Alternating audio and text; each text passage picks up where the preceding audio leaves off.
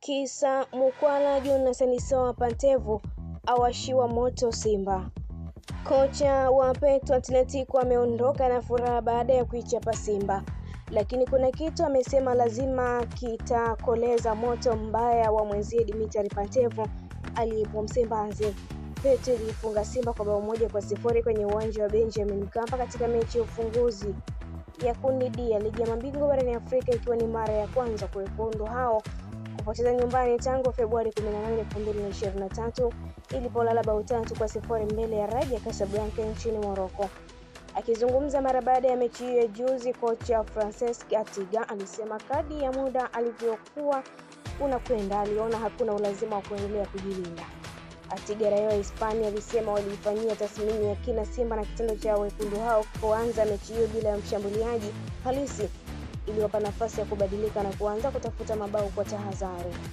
Simba iliwaacha nje ya kikosi cha kwanza washambuliaji watatu wakati Steven Mukwala, Jonathan Soa na Selemani Mwalimu Gomez.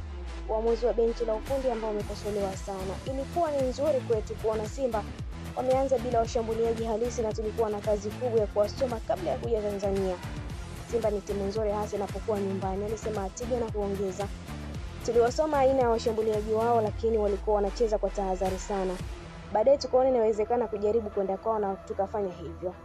Aidha, Atiga aliongeza ushindi huo ni kitu cha muhimu kwao, lakini wamejifunza kwamba wanatakiwa kuwa makini zaidi kwa kuwa licha ya kuwafunga Simba lakini wamekutana na viungo bora. Ndiyo, tumeshinda hii mechi lakini tumejifunza kitu kwamba tunatakiwa kuwa makini na timu yenye viungo wazuri kama wale wa Simba. Wana kasi sana, kama hutakuwa makini na wanaweza kukupa tatizo. Tulilazimika kuwa makini na hesabu zao, lakini hata baadaye walipoanza kuwapa nafasi washambuliaji wao tulihakikisha wapate nafasi ya kufanya uamuzi sahihi jirani na eneo la hatari, alisema Atiga anayeenda kuisubiria Esperance ya Tunisia katika mechi ijayo ikiwa nyumbani.